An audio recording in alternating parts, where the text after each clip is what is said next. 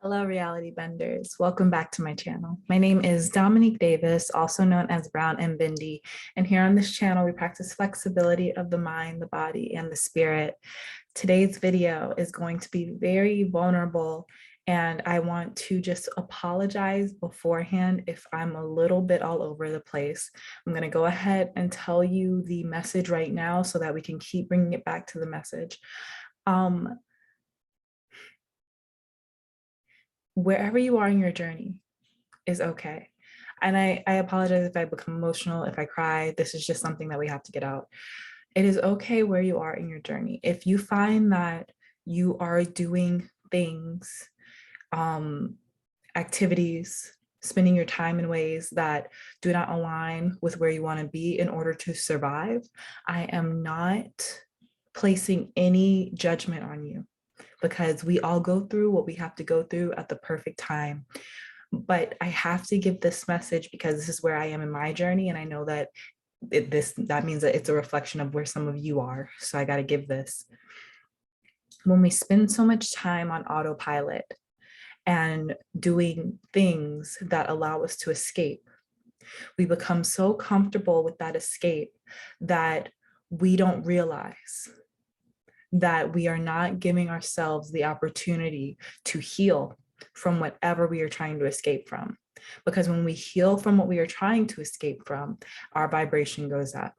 It goes up in a way that we cannot make happen through other activities or through just by being positive or being happy, bright people. Our darkness and our traumas and the things that we run from the most are the keys to what unlock our superpowers. Okay, so I'm going to tell you guys a little bit of what happened. I'm not going to be too specific because this is my personal life. This is my personal business. But about a month ago, I stopped participating in an act that I used as escapism for my life and my things. And it was an activity that I did for years, ever since I was in my first marriage. And because I had, ever since I was in high school. So because I had been doing it for so long, and it's not anything drastic. It's a normal thing, but it's a very common thing that a lot of people do to just relax and chill out. So I was doing it for so long that I never really equated it with escapism. And about a month ago, I stopped. And this is going to be my first point. If you have activities that bring you ease, such as eating, smoking, sex, pornography, all of the things that we find when we need a break from our brains. If you have activities in your life that bring you ease, I am not judging you. Because when I decided that I was going to stop my activity, it was not the type of thing where I was like, I'm going to go cold turkey. No, I woke up. I literally woke up one day and I was like, I don't need this. And when that happened, that was when I realized I was using it to escape. I didn't realize before that I was using it to escape. But when I had the epiphany that one day when I was like, I don't need this, I was like, okay, all right. So from that day, I stopped that activity. And as time went forward, I realized that because I had stopped that activity, every day that I did that activity, the effects of it compounded. So when I stopped, every day I was getting more and more and more of my consciousness back, because I wasn't taking small parts of the day to escape. I was fully experiencing my reality without going on autopilot.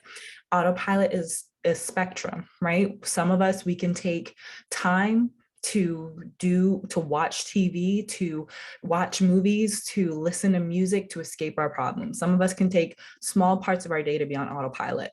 One end of the spectrum. The other end of the spectrum is consistently on autopilot, always looking for ways to escape the present moment, always looking for ways to escape the reality, because our mind isn't in a place where we feel like we can be grounded. So I stopped the activity, and then I realized that every day I was getting more and more and more of my consciousness back. And it led to this feeling of being fully in my power. Very appreciated. And with that being said, you guys know that I'm in therapy. And last week or the week before, my therapist and I have been working through one of my deepest traumas that has to do with sexual assault. I'll leave it there. And it's heavy. It's heavy stuff. And I've been noticing that I've been experiencing a lot more triggers regarding my sexual assault. And because I'm not escaping, the triggers are hitting. I'm not going to say they hit deeper because they were always hitting deeply, subconsciously, right? Even though I wasn't consciously aware, subconsciously, they always hit pretty deeply. But when I was triggered, I was more aware of how my brain was reacting to said trigger. So yesterday, again, I can't be too descriptive because this is my personal life, but I do want to share a bit. Yesterday, I was triggered to the point where my body shut down. My body shut down. I had to focus on breathing. I was holding my head and I was just, my body, it was like I was in a time machine. My body was taken back 12 years. 12 years? No, like 6 or 7. My body was taken back 6 or 7 years.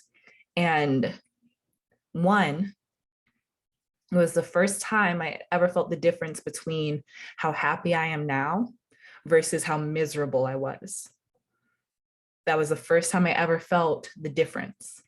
Because when I would practice escapism so consistently, so constantly, look, I believe that my brain was still in a place where it wasn't willing to accept how hurt I was. So I wouldn't look at the drastic difference between the freedom and the safety I feel now versus how I felt 6 years ago. So when I was triggered, my body shut down.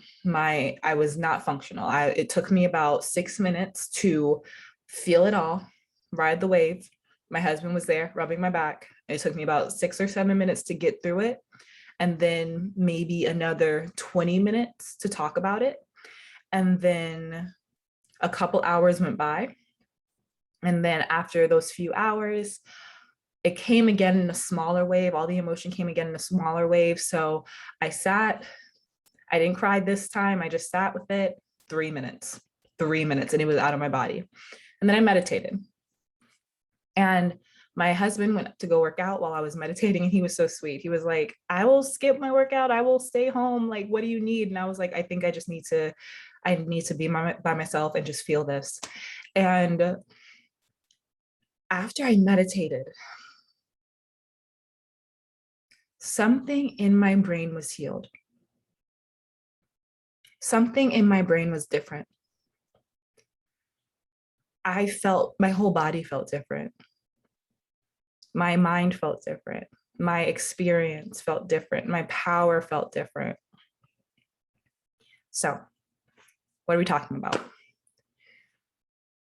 If you are at a place in your journey where you still feel like you need to practice escaping things or using escapism to not be present because you're still learning how to get a hold of your emotions, no judgment.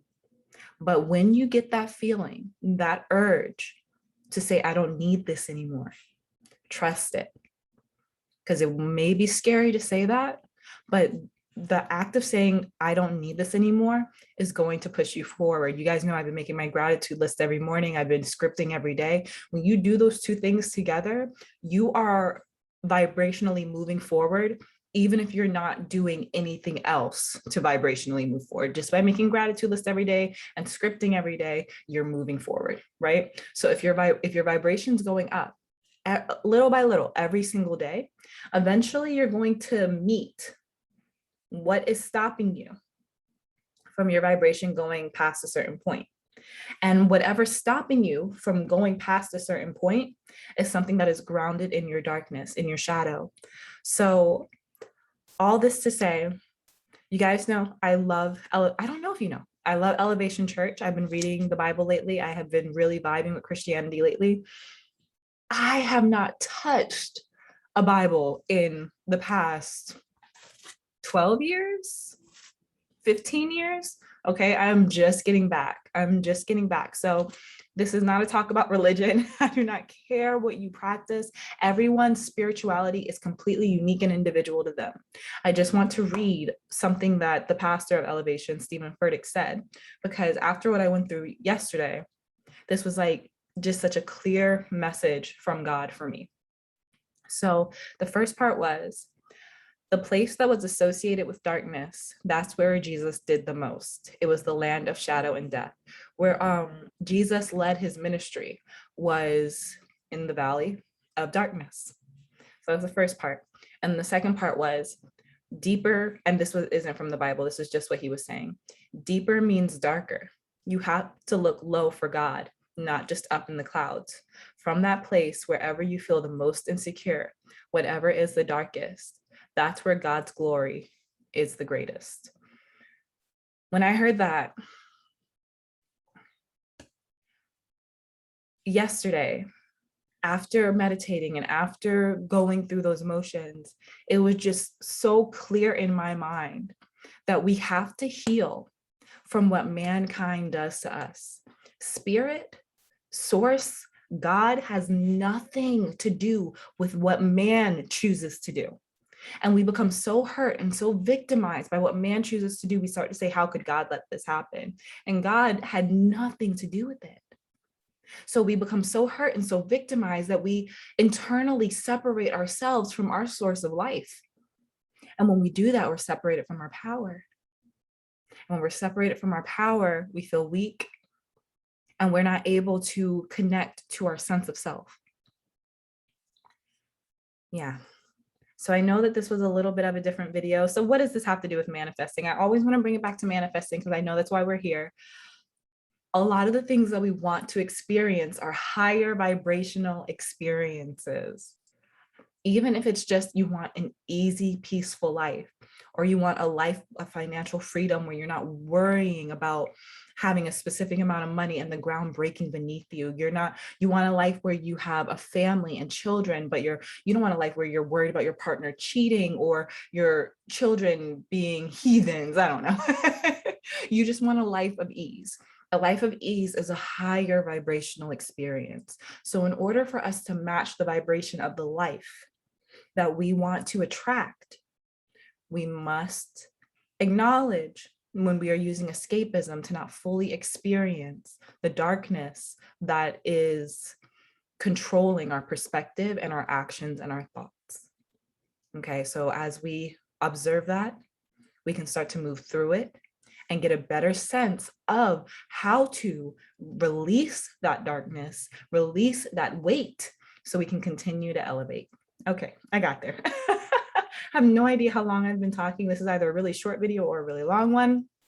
I hope that you enjoyed it. If you did, give it a thumbs up so other people on the channel know that it is valuable. If you would like me to expand on anything that I talked about in this video, let me know and I will do that in the future. Last but not least, please make sure that you're subscribed and that you click that notification bell so that you can become a reality bender yourself, join the Bendy bunch, and be notified when I come out with a new video.